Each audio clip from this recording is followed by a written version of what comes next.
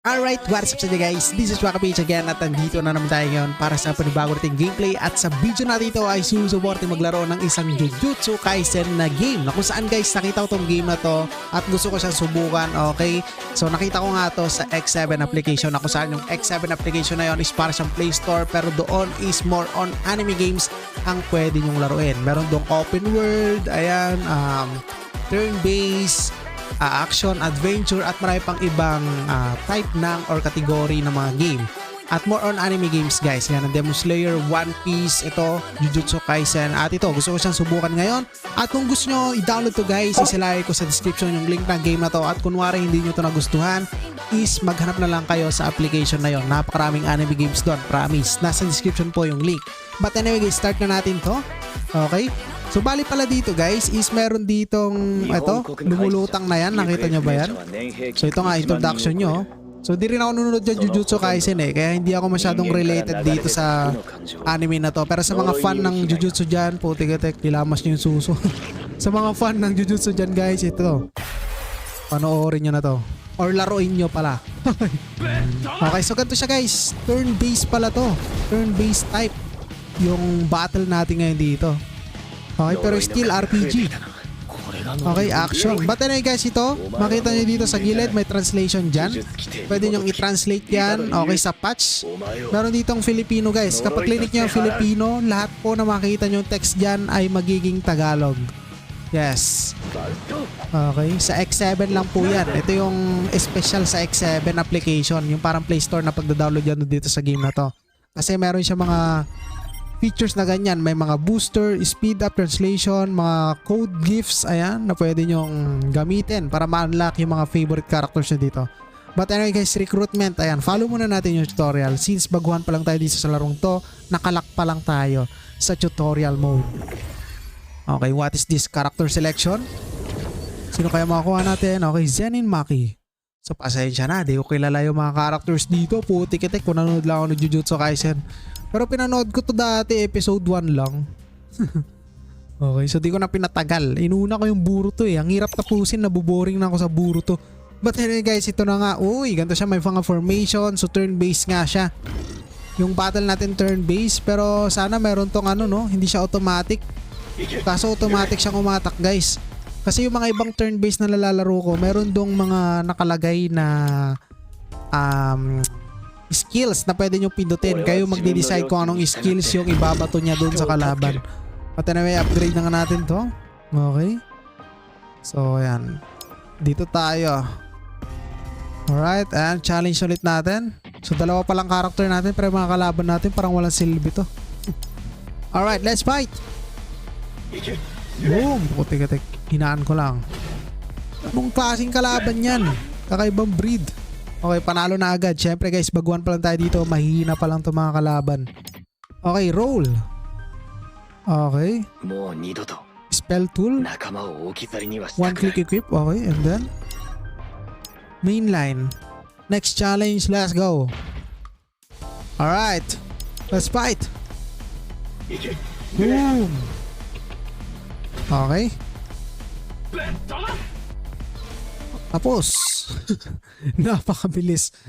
So medyo boring lang kasi guys kapag mga turn-based yung nilalaro nyo. Sa umpisa lang naman to boring, pero kapag syempre fan kayo ng game na nilalaro nyo gaya ng Jujutsu Kaisen, is ayun, kahit na boring siya sa umpisa is may enjoy nyo to. Katagalan guys, lalo kapag na-unlock nyo na yung mga favorite characters nyo sa anime na nilalaro nyo.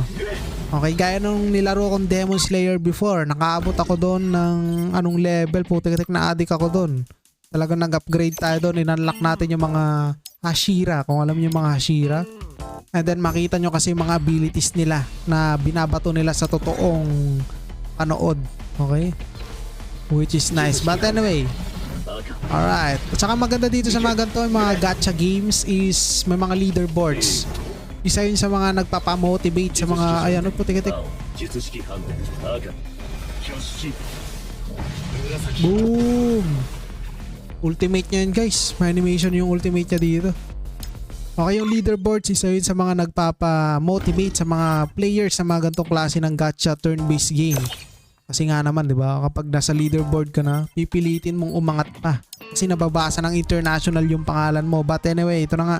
俺は自分の良心に従って Okay, Gojo pa pangalan nun? Putik-tik. Naririnig ko lang eh. Panoorin ko nga rin to. Pero pagtapos ng Boruto, isusunod ko One Piece. Matagal-tagal na panood yun. One Piece. Okay, and then after ng One Piece, siguro ito. Okay, nako. Naglag pa yung connection natin. But anyway, skip na natin to guys. Kita nyo, paiba-iba rin siya ng map. And then yung mga kalaban, nagbabago yung itsura.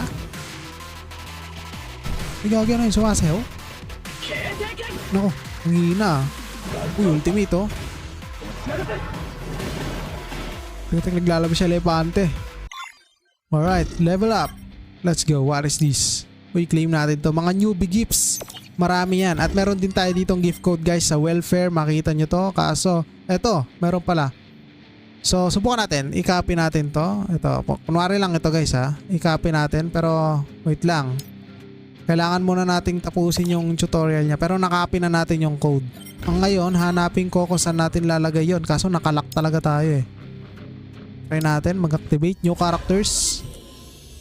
3 yata to, isa lang pala. Hindi madami, gagi 10. Putik-tik na character selection animation yan. Alright, sige, di ko rin kilala yung mga yan eh. Okay. Nako, ayaw talaga matanggal. Lalagay sana natin yung code. Okay, and guys, pwede na. So dito, ay putik-tik. Sige, sundan lang natin yung mga tinuturo niya guys. Alright, challenge. Let's go. Uy, may mga nagdagdag ng real humans dito.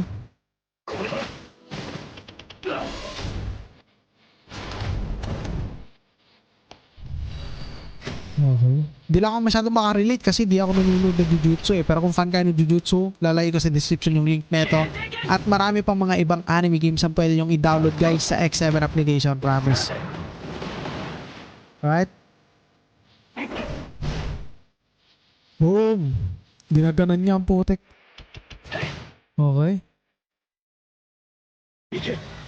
Nag-i-spawn siya ng ibon, no? Ayan, panalo na naman tayo. Flip.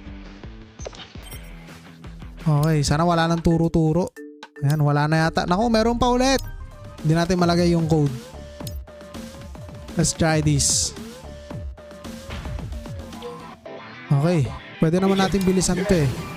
Times 2 natin para mabilis matapos.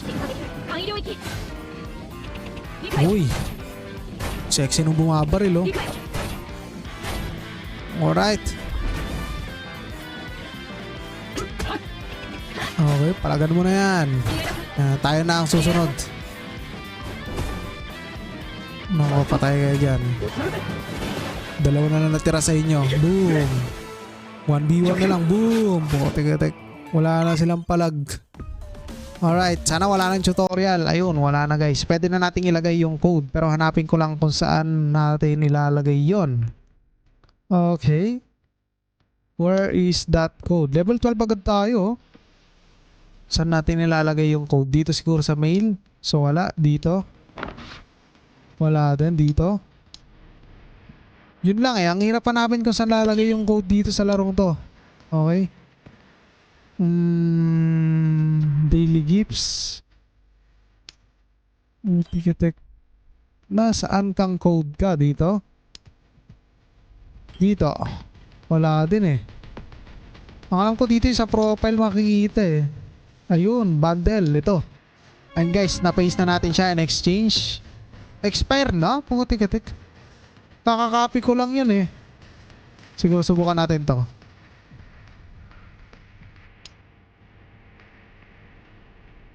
Expired na rin, putik-tik. So expired na yung mga binigay na code dito nilagay. Coupon. Pwede nating i-use oh. Pero expired na nga. Ay hindi, 2029 pa naman nakalagay. 2024. Okay, expired na nga itong mga to guys. Subukan nga natin, sa pa.